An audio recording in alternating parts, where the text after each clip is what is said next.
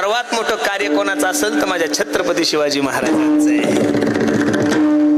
आदिलशाही मुघलशाही यांचा एवढा माज वाढला होता की देवतेचे मंदिर तोडत होते, घरामधून मायमावल्यांना पळून नेऊन त्यांच्यासोबत नको ते कृत्य करत होते. हे पाप ज्यावेळेस या महाराष्ट्रामध्ये वाढले त्यावेळेस या महाराष्ट्राला एका वाघिणीने जो छावा दिलाय तो माझा छत्रपती शिवाजी महाराज. प्रत्येक धर्माचे काही नियम आहे, प्रत्येक धर्माचे. मुस्लिम समाजाच्या माणसासोबत जर तुम्ही नमाज पडायला गेले तर मुस्लिम धर्माचा एक नियम आहे, नमाज पडत असताना डोक्यामध्ये काय घालावं लागते हो, टोपी घालावं लागते. मग मुस्लिम धर्माचे जर नियम आहे तर हिंदू धर्माचे सुद्धा काहीतरी नियम असतील ना. आता कीर्तन संपलं आणि एखाद्या माणसाने मला सांगितलं दादा चला ना आमच्या घरी चहा घ्यायला. लक्ष देऊन ऐका बरं.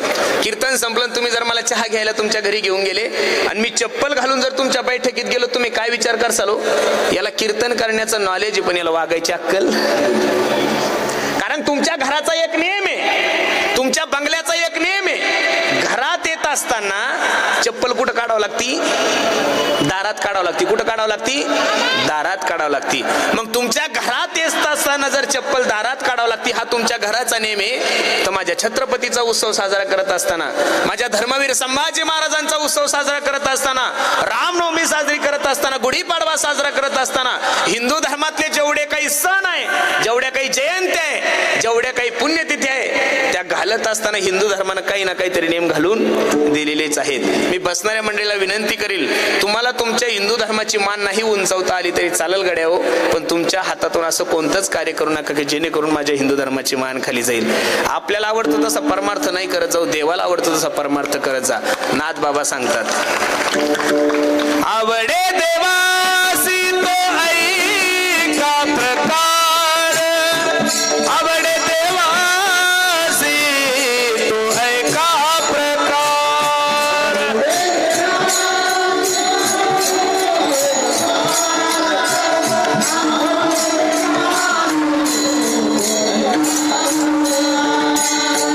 आवडे देवासी तो ऐका प्रकार, आवडे देवासी तो ऐका प्रकार.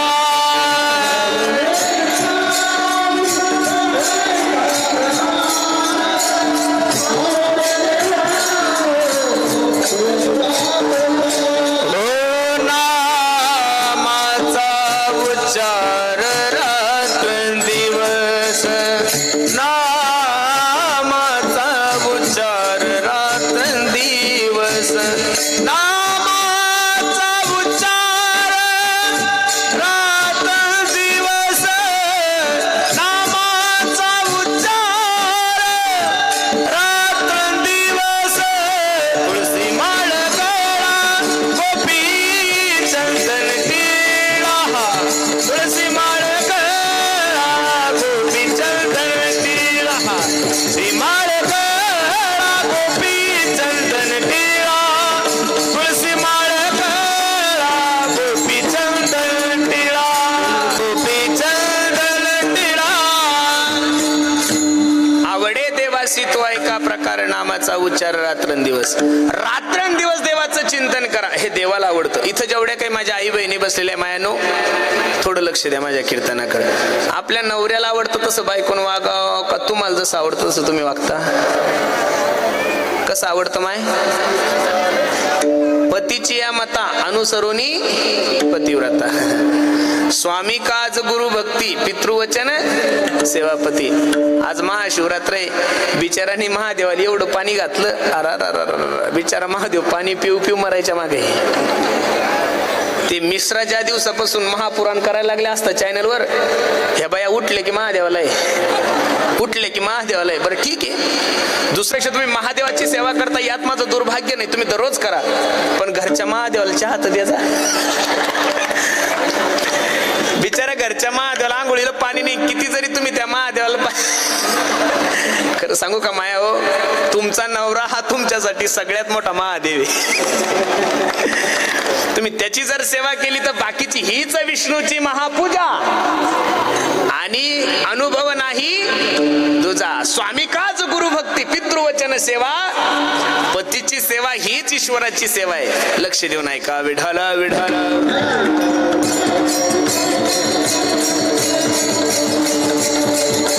पुंडलिक वरदा श्रीज्ञानदेव पंढरीनाथ भगवान माऊली ज्ञानेश्वर महाराज, जगद्गुरु तुकाराम महाराज, जोग महाराज, छत्रपती शिवाजी महाराज की. म्हणून देवाला आवडतो तसा परमार्थ भक्तानं करावं, तसं नवऱ्याला आवडतं तसं बायकोनं वागावं, बायकोला आवडतं तसं जर बायको वागली तर तिचा सासरी निभाव होणार नाही. म्हणून खूप सुंदर नियोजन तुम्ही सर्व मंडळी केलंय. लक्ष द्या गड्या माझ्याकडे. अभंग जगद्गुरु तुकोबरायचा आहे, 4 चरणाचा आहे. या अभंगामध्ये माझे जगद्गुरु तुकोबरा साधू संतांचं अवताराचं कार्य सांगतात. अवतार 2 लोक घेतात, एक साधू घेतो आणि दुसरे भगवंतही घेतात. भगवंताच्या अवताराचा इतिहास तुम्हाला सर्व मंडळीला ज्ञाती. यदा यदा हि धर्मस्य ग्लानिर्भवति भारत अभ्युत्थानम धर्मस्य तदात्मानं सृजाम्यहं परित्राणाय साधूनां विनाशाय च दुष्कृतां धर्म संस्थापनार्थाय संभवामि. ज्या ज्या वेळेस या धर्मावर ग्लानी येते त्या वेळेस माझा जगाचा मालक अवतार घेतोय. काय करतोय? त्या वेळेस माझा जगाचा मालक काय घेतोय? अवतार घेतोय. जब जब होय धर्म की हानी बाड ही असुर अधम अभिमानी तब तब धरी प्रभू विविध शरीरा हरही कृपा निधी सज्जन पीरा. ज्या ज्या वेळेस या विश्वावर ग्लानी येते त्या वेळेस माझा भगवान परमात्मा अवतार घेतो. पण भगवंताच्या अवताराचं कार्य ठरलेलं आहे. भक्तारा के पाया पासी दुर्जनास संहारी, दुर्जनास संहारी, दुर्जनास संहारी.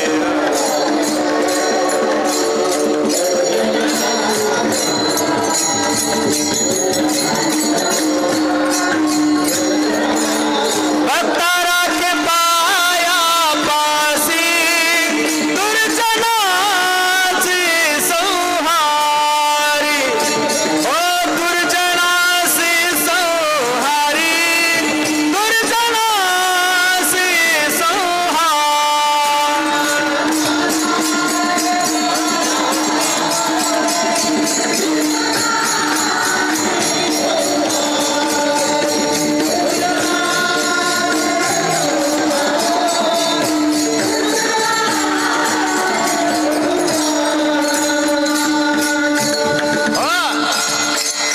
कार्य ठरलेलं आहे.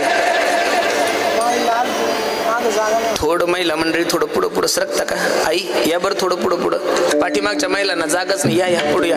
पुरुष मंडळी तुम्ही थोडं थोडं पुढं सरका बरं. थोडं थोडं सरका, हलू नका, पुढं सरका.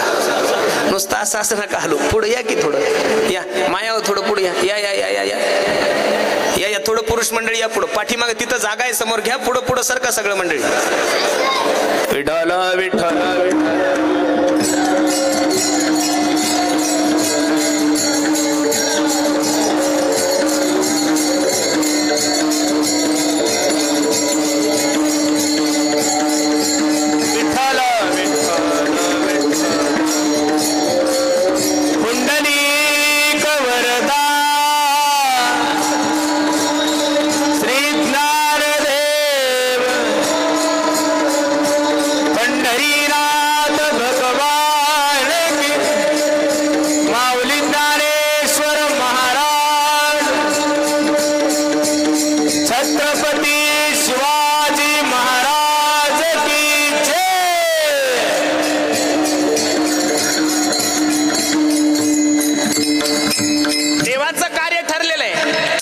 जन्माला आल्यानंतर दुष्टांचा संहार करतो आणि भक्ताला काय करतो?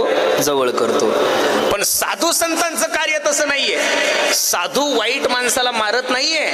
ज्ञानोबराय सांगतात, जय खळांची व्यंकटी सांडू तया सत्कर्मी रती वाढो भूता परस्परे पडो मैत्र जीवांचे.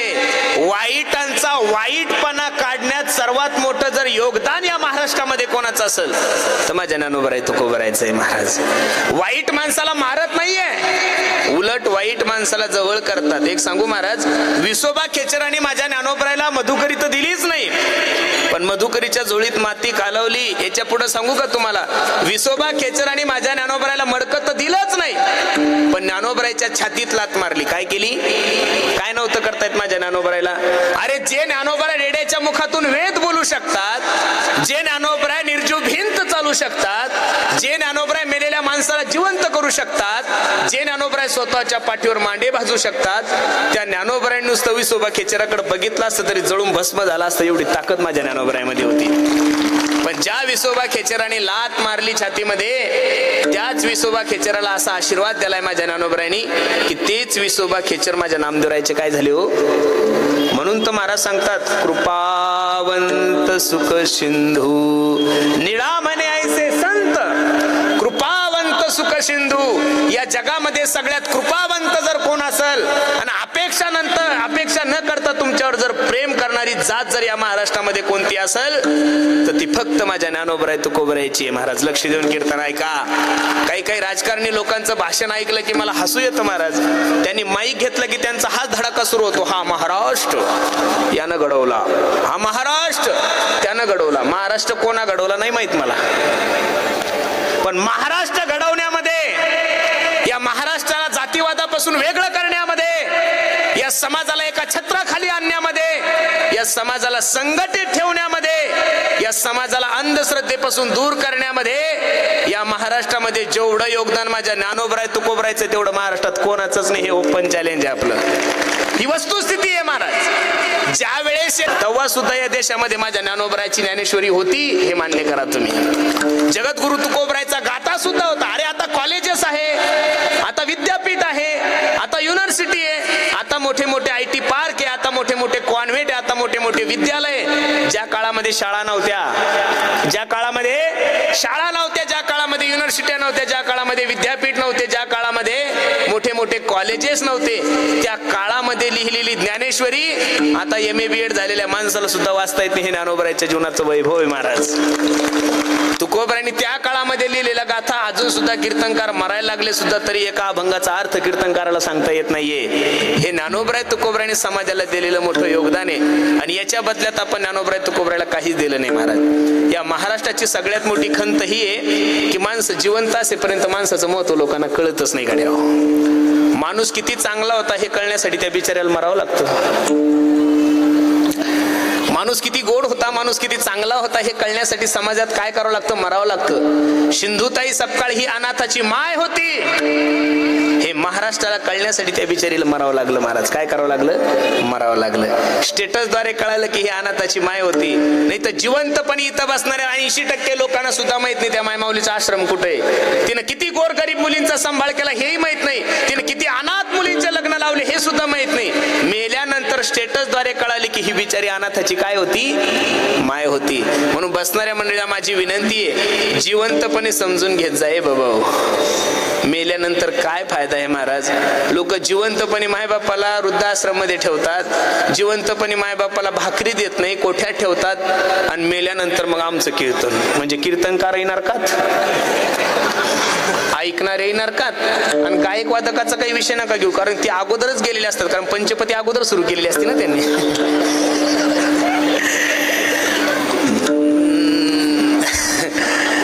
जिवंतपणे जे ते करून पहा.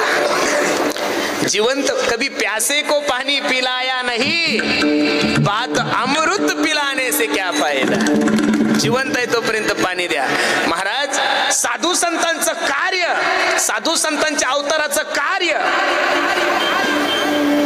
तुकोबराय वर्णन करतात. आम्ही वैकुंठ वासे, आम्ही वैकुंठ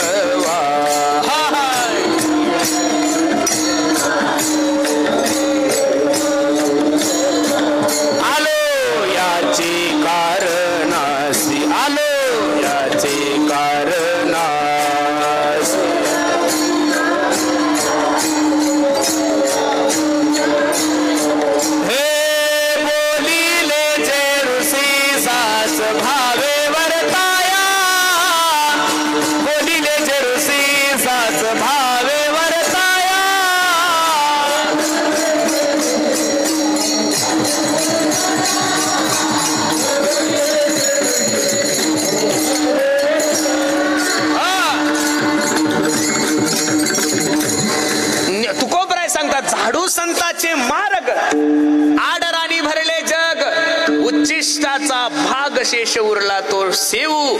या समाजाला योग्य दिशा देण्याचं काम, या समाजाला सार काय, आसार काय, सत काय, असत काय, चांगलं काय, वाईट काय हे सांगण्याचं काम जर कोणी केलं असेल तर ज्ञानोबा तुकोबारायांनी केलेलं आहे. मायबाप लक्ष देऊन कीर्तन ऐका माझं. या महाराष्ट्रामध्ये जर ज्ञानोबा तुकोबाराय सारखे थोर संत जन्माला आले नसते तर या महाराष्ट्राचं बियार कधीच झालं असतं महाराज. आज आपण सर्व क्षेत्रातले मंडळी, सर्व जाती धर्मातले मंडळी, तुमच्या रांजणगाव MIDC मध्ये एक समाज राहत नाही महाराज, अख्ख्या भारतातले लोक राहतात महाराज, अख्ख्या भारतातले. हे सर्व परराज्यातले लोक एवढ्या आनंदाने इथं का राहतात त्यांना गॅरंटी आहे. अरे या देशामध्ये, या विश्वामध्ये माझ्या भारतासारखा देश नाही, द्या सोडून, पण या भारतामध्ये माझ्या महाराष्ट्रासारखं राज्य नाहीये दादा कुठंच. महाराष्ट्रातले लोक तुम्हाला कुठंच सापडणार नाही, पण प्रत्येक राज्यातले लोक तुमच्या महाराष्ट्रामध्ये येतात. याचं कारण त्यांना माहित आहे महाराष्ट्रातले लोक एवढे चांगले, अरे जे आमच्यावर प्रेम करतात त्यांच्यावर तर आम्ही प्रेम करतोच रे गाड्या हो. जे लोक आमच्यावर प्रेम करतात त्यांच्यावर सुद्धा आम्ही प्रेम करतो, पण जे लोक आम्हाला त्रास देतात त्यांच्यावर सुद्धा प्रेम करणारी जात जर कोणाची असेल तर महाराष्ट्राची असेल. हिवाळा सुरू झाल्यानंतर आमच्या गावामध्ये काही नेपाळचे लोक रगी विकण्यासाठी आले होते. रगी घ्या रगी, हे मोठ्याल्या मोठ्याल्या रगी होत्या. आमच्या शेजारच्या काकूने 10-5 रगी घेतल्या आणि मग आल्यानंतर मी म्हणलं काकू केवढ्याला घेतली का रग? ती काकू मला सांगत होती महाराज उधार घेतली. म्हणलं काही पॅन कार्ड दिलं का? म्हणे नाही. काही आधार कार्ड नाही. म्हणलं काही कोरा चेक? अजिबात नाही. मग पैसे कधी देणार आहे? तो म्हणला गुढी पाडव्याला मी येईल त्यावेळेस पैसे दे. नेपाळचा माणूस एका छोट्या जिल्ह्याच्या, एका छोट्या तालुक्याच्या, एका छोट्या खेड्या गावात येतोय आणि अनोळखी माणसाला 4-4 रगी 4 महिन्यासाठी उधार देतोय. ना त्याचं आधार कार्ड घेत, ना त्याचं नाव लिहून घेत, ना त्याचा मोबाईल नंबर लिहून घेत, ना त्याच्याकडून कोरा चेक घेत. नेपाळच्या लोकांना सुद्धा माहित आहे महाराष्ट्रातले लोक काही करू शकतात पण कोणासोबत कधी गद्दारी नाही करू शकत महाराज. कोणाचा विश्वासघात नाही करू शकत. हा विश्वास त्या लोकांना नाही म्हणून 4-4 महिन्या अगोदर ते रगी लोकांना काय वाटतात? उधार वाटतात. आपल्या देशासारखा देश नाही हो महाराज, म्हणून तर अख्खं जग वर्णन करतंय.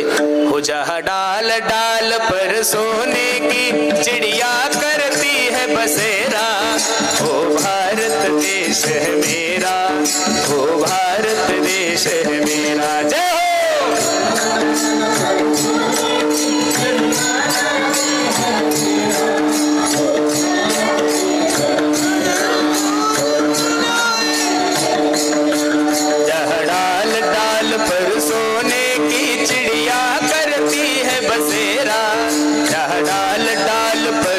सोने की चिड़िया करती है बसेरा, ओ भारत देश है मेरा, ओ भारत देश है मेरा.